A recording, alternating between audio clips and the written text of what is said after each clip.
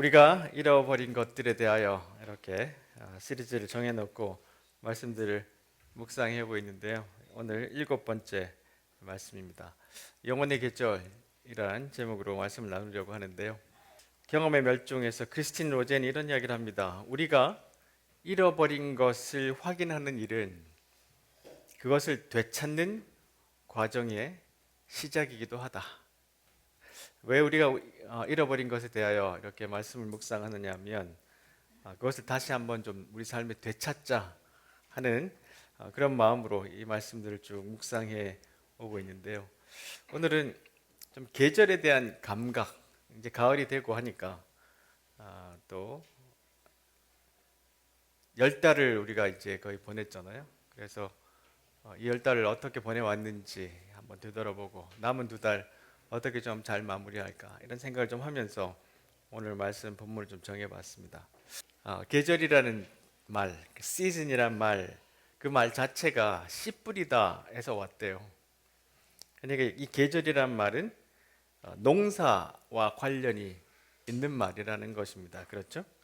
오늘 본문에도 보면 다른 계절을 알려주고 이렇게 이제 말씀이 시작하잖아요.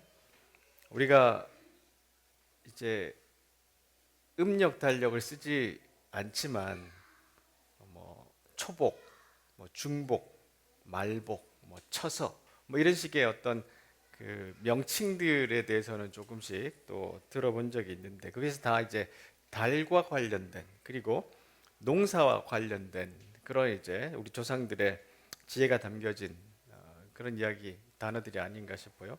그리고 오늘 말씀에 보면 이 모든 세상에는 하나님께서 만드신 어떤 리듬, 박자가 있다. 그런 말씀들을 보여줍니다.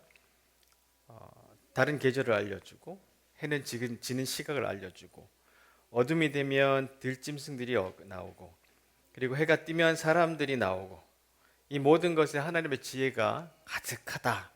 이렇게 이제 말씀이 기록되어 있는데 우리가 농사와 관련된 삶을 살지 않으니까 이제 현대인들이 이런 감각들을 많이 상실하고 삽니다. 쥘 바스티엥 르빠주라는 프랑스 화가가 그린 그림 하나를 이렇게 보면 감자를 줍는 사람들이라는 제목인데 조금 더 확대해 보면 이분들이 갖고 있는 이 표정 그리고 이 두 발로 땅을 이렇게 꽉 디디면서 이 감자 바구니를 이렇게 올려 이런 이 힘들 이런 것들이 아주 사실적으로 잘 표현되어 있어요. 이 시기가 되면 이 당시에 살았던 대부분의 사람들은 이렇게 들판으로 나가서 이렇게 추수도 하고 여러 가지 또 겨울 준비를 하게 되었던 것이죠. 근데 더 이상 우리는 그렇게 살지 않으니까 우리 클릭 몇 번으로 계절과 상관없는 채소들, 과일들이 우리 집 앞으로 문 앞에 배달 와 있고 이런 시대를 살잖아요. 그러다 보니까 우리는 이 계절에 대한 감각을 완전히 상실하고 살아갑니다. 리추얼의 힘이라는 책에서 캐스퍼 더 카일이라는 분이 이런 이야기를 합니다. 오늘날 점점 더 도시화되어가는 현대 문화권에서는 계절의 자연적 순환과 더불어 하늘이나 땅과 연관을 맺는 일들이 사라지고 있다. 하지만 현실적으로 계절 주기에 맞춰서 살지 않는 사람들이 많다. 계절 같은 건 쉽게 무시할 수 있기 때문이다. 에어컨과 자동차 시트, 히터가 있고 원할 때면 언제나 아보카도를 살 수도 있다. 그러나 이런 편리함은 새로 피어난 수선화나 단풍나무에 붉게 물든 잎을 대부분 무시하고 산다는 것을 뜻한다. 이따금 쌓인 눈을 치우거나 자외선 차단제를 두껍게 발라야 할 때도 있지만 많은 사람들은 각자 편한 시간에 맞춰서 일과 여행, 건강관리, 가족 모임을 계획한다. 그게 더 편리할지도 모르지만 이런 생활 방식은 우리를 자연계와 단절시킴으로써 삶의 리듬을 없애고 영적 감성을 잃게 만든다. 변화하는 날씨 패턴과 계절적인 추기를 기리는 건 자연 경관과 조화를 이루는 한 가지 방법이다. 이분이 말하는 것처럼 우리가 이 계절과 단절되어 살다 보니까 삶의 리듬도 없어지고 영적 감성도 잃게 된다.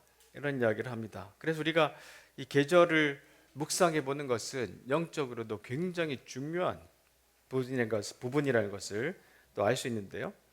파커 제이 파머도 이런 이야기를 합니다. 계절은 인생의 움직임을 나타내는 현명한 비유다.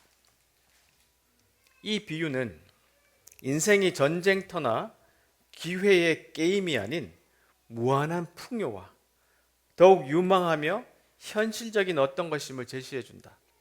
우리의 인생이 끝없는 계절의 순환과 같다는 개념은 투쟁과 기쁨, 손실과 이득, 어둠과 빛을 부정하지 않으며 우리가 그 모든 것을 포용하도록 그리고 그 안에서 성장의 기회를 발견하도록 기운을 북돋아 준다. 그렇게 말합니다. 그러니까 우리가 인생의 계절들을 이렇게 표현하기도 하는데 이런 것들이 우리에게는 이 인생에 대해서 깊은 이해를 할 수 있고 묵상을 할 수 있고 또 성장할 수 있는 기회를 준다는 것입니다. 여러분 스스로 한번 생각해 보실래요? 나는 지금 어떤 계절을 살고 있는가? 그런 묵상들이 오늘 또 예배 시간과 또 산책 시간에 좀 있으면 좋겠습니다. 우리가 계절을 살아간다고 하는데 깊은 묵상이 없으면 저절로 성숙되지 않는다고 유진 피터슨이 말합니다. 계절이 바뀌면서 자동으로 성숙해지지 않는다. 만약에 자동적으로 성숙해진다면 나이가 든 사람들은 자동적으로 계절을 많이 겪었으니까 성숙한 마음이 되었겠죠. 삶이 되었겠죠. 그런데 그렇지 않은 것을 우리는 잘 압니다. 본능을 따라간다고 자연적으로 대단한 만족에 이르게 되지 않는다. 그렇기 때문에 우리가 깊이 계절을 묵상해보고 생각해보는 것이 필요한데 집을 이렇게 계절이 되면 계절에 따라 이렇게 좀 꾸미는 분들 계시잖아요. 저희들이 미국에 살 때는 이 시즌 되면 온 동네가 할로윈 장식을 하는 기간입니다. 그래서 어떤 집마다 올해는 어떤 새로운 장식들이 있는가. 그리고 할로윈이 끝나자마자 그 다음 날부터 크리스마스 장식을 합니다. 왜 저 사람들 돈 들여서 저러나? 저 사람 왜 밤에 저렇게 아깝게 전기 아깝게 불을 켜놓나? 근데 그것 안에 분명히 우리에게 주는 의미가 또 있기 때문이겠죠. 한병철 씨가 이 시대를 이렇게 좀 이야기하는데요. 이 시대가 겪는 위기는 다양한 시간적 혼란과 착오를 초래하는 반시간성 때문이다. 왜 이 시대가 이렇게 혼란을 겪느냐 하면 우리가 시간에 대해서 잘 묵상하지 않기 때문이다. 이런 이야기를 합니다.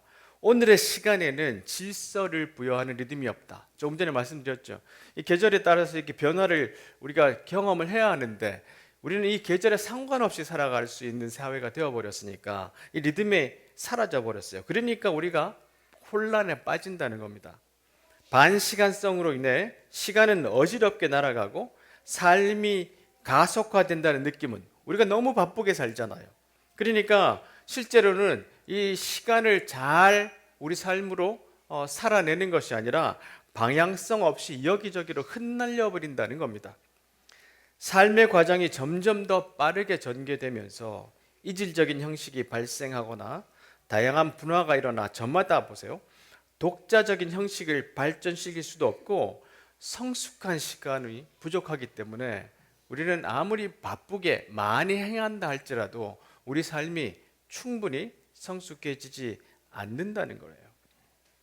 그래서 이런 가을이 되면 다시 한번 좀 천천히 삶을 좀 멈추고 다시 한번 우리 삶들을 돌아보는 시간들을 가지는 것이 영적으로도 그리고 우리의 정신적인 건강이나 관계적으로도 굉장히 중요한 것입니다. 제임스 K. 스미스는 시간에서 사는 법에서 젊은 시절에는 가을이 시작되는 것을 슬퍼하지 않았다. 이제는 가을이 시작되면 좀 슬픈가 봐요. 아마도 내가 더 젊고 아직 인생이 많이 남아 있었기 때문이다. 혹시 여러분 지금 전혀 안 슬픈 젊은 분들은, 예, 그러니까 전혀 지금 안 슬픈 분들은 내가 아직 젊었다, 그렇게 생각해도 될 것 같아요, 그렇죠? 그때 내가 진짜 삶, 내가 스스로 선택하고 내가 원하는 대로 살아갈 삶이 나에게 찾아오기까지 너무 오래 걸린다는 걱정밖에 없었다. 조급한 거죠. 근데 이제는 나에게 주어진 매일이 앞으로 내 삶의 어느 날보다 진짜라는 것을 잘 안다. 아마 이 말에 고개를 끄덕이는 분들이 많이 계실 거예요. 이제는 아무것도 우리에게 보장되어 있지 않으며 우리가 살 날이 항상 줄어들고 있다는 것을 안다. 늘 언제나 줄어들고 있다는 것을. 그렇죠. 우리는 점점점 삶이 줄어들고 있다는 것을 아주 현실적으로 잘 느낍니다. 그렇기 때문에 우리는 이 시기에, 이 시즌에, 이 계절에 지나온 시간들을 잘 또 묵상해 보는 것들이 필요하다는 것입니다. 이 책도 참 저에게 여러 가지 인사이트를 많이 줬는데요. 책 제목이 50이 철학을 마주할 때, 이런 책입니다. 다가올 모든 계절을 끌어안는 22가지 지혜. 이 안광복이라는 분은 1세대 철학자고 고등학교에서 철학도 가르치시고 하시는 분인데, 이분이 쓴 책에 보면 이런 이야기를 합니다. 브리크네리에 따르면 지금의 중년들, 뭐 꼭 50은 나이 50보다 조금 더 광범위할 텐데요. 한창 시절 젊음을 재창조한 세대다. 그 이후로 평균 수명은 크게 늘어났고 이제 50은 젊지도 않고 늙지도 않은 나이다. 60도 마찬가지입니다. 70도 그렇다고 할 수 있죠. 그렇다면 이들이야말로 늘어난 인생 진도표에 맞게 노년을 재창조할 운명의 사람들 아닐까? 내가 나이가 들었다가 이게 아니라 이제는 나의 노년을 재창조할 운명을 가진 사람이다. 그렇다면 이제 무엇을 해야 될까? 내 상태부터 잘 들여다볼 일이다. 지금의 나는 내 몸의 주인이 아니다. 그렇죠? 결림과 통증을 보듬지 않고 밀어붙일 때 몸 상태는 확실하게 내 일상에 보복을 한다. 그래서 중년은 꾸준하게 되먹게 된다. 제가 테니스를 치잖아요. 테니스를 치고 나면 그 다음날 몸이 어떤 거 아니냐. 일어날 때 아이고 이제 이렇습니다. 그렇죠? 이걸 조금만 더 밀어붙여 하고 나면 다음날 반드시 내 몸이 나에게 보복합니다. 여러분 잘 모르는 분들 계세요. 아직. 근데 분명히 그날이 와요. 자, 이제 모든 것이 가능하진 않다. 그렇다면 나는 무엇을 바라도 될까? 나는 이제 무엇을 더 할 수 있을까? 이는 일찍이 칸트가 품었던 철학 물음이다. 브리크네르가 우리는 단지 늙어가는 것만으로도 자기 인생의 철학자가 된다고 말하는 이유다. 50 이후의 삶을 꾸리기 위해 우리는 이에 대한 답을 찾아야 한다. 그렇죠. 우리가 주어진 삶을 꼭 이제 50이 아니라도 젊은 분에게 해당되고 아니면 50 좀 지난 분들도 그 이후의 삶을 어떻게 꾸려갈 것인지에 대해서 우리는 분명히 답을 찾아야 한다고 우리에게 그렇게 제시를 하고 있습니다. 어떻게 찾을 수 있을까? 영화는 계절이라는 책에서 헨리 나우엔이 이분이 이제 네덜란드 사람이거든요. 근데 유명한 네덜란드 화가가 있잖아요. 반 고흐. 그래서 서로 잘 연결이 돼서 그분의 그림을 참 좋아했다고 하는데 이런 이야기를 했어요. 반 고흐가 오랜 시간 동안 들판과 과수원에 머물면서 그는 자연의 계절적 경향을 가장 정확히 이해하는 관찰자가 됐다. 예를 들어 그는 올리브 나무의 색깔이 주변 환경에 따라 변화한다는 사실을 발견했다. 그는 그것이 하늘색과 태양빛의 양상에 따라 변화하며 심지어 그 주변을 날아다니는 곤충들의 움직임에 따라서도 변화한다는 사실을 알게 되었다. 마치 죽음과 부활이라는 영적 양상을 이해하듯 그는 자연의 생명 주기를 이해하면서 영원한 것들 속에 깃들여 있는 아름다움과 접촉할 수 있었다. 자연의 언어에 귀 기울이면서 그것이 주는 위안과 치유와 전환의 힘을 그 어떤 신성한 의미로 받아들이기 시작했다. 그는 베일 속에 감추어졌던 하나님의 세계를 조금씩 발견할 수 있게 되었다. 그는 거룩한 예술가가 됐다. 반 고흐가 같은 들판에 서서 계속해서 변화하는 그 모습들을 깊이 관찰을 했대요. 그러면서 그 안에 벌어지는 수많은 변화 속에서 거룩한 예술가로 점점점 변화해 갔다. 이제 그런 이야기들을 오늘 우리가 보고 있는데요.